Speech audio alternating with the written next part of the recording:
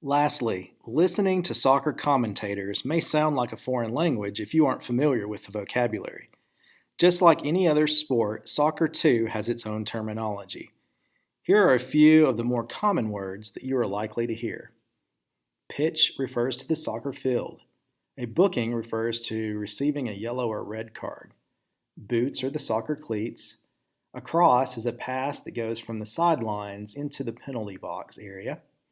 A switch is a movement, single or multiple passes of the ball from one side of the field to the other.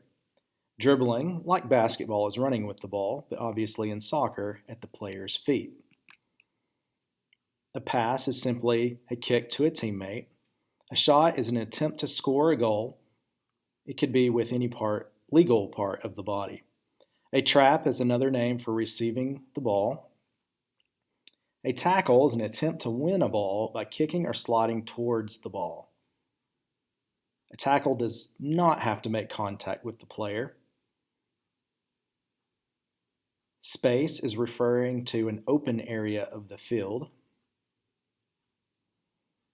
Wall is the term that we use when players are defending a free kick by lining up next to each other, shoulder to shoulder, 10 yards away from the ball. To juggle is to simply keep the ball in the air using legal parts of the body. A drop is referring to a pass to a player behind them within formation.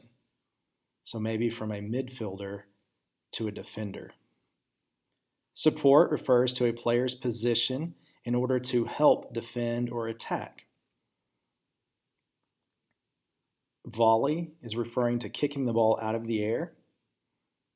A half volley would be kicking the ball out of the air after it is bounced on the ground.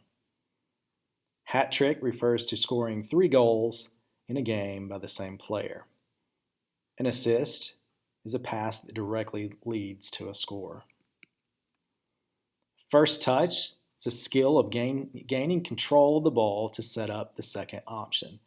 We often refer to this as one of the most important skills in the game. A mark is to cover a player that may or may not have the ball. Man is a call used to indicate that an opposing player is nearby. Save is when the goalkeeper or defender prevents a score. Box, usually in reference to the 18-yard box or the penalty area. An own goal is a goal scored by the defending team into their own goal. And lastly, the punt, my least favorite tactic, but favorite definition. A useful way of measuring the sophistication of a soccer crowd is to listen to their reaction to a long punt by the goalkeeper.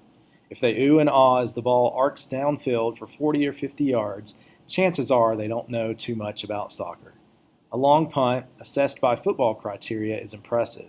By soccer standards, it is next to useless. As a pass, the high towering punt has 2 major drawbacks. The ball is in the air too long, allowing opponents plenty of time to cover the intended receiver. And when the ball finally does come down, the angle and the speed of its descent make it extremely difficult for a forward to control. The defender, of course, doesn't have to control it. He merely heads or hoofs it back to whence it came. To the reader who asks why, then, do goalkeepers constantly punt the ball, I can only reply that it is a total mystery to me, too. I completely agree, Paul Gardner. Now you can jump right into the conversation about what's happening during the game and not feel quite as confused about who is doing what and why they are doing it.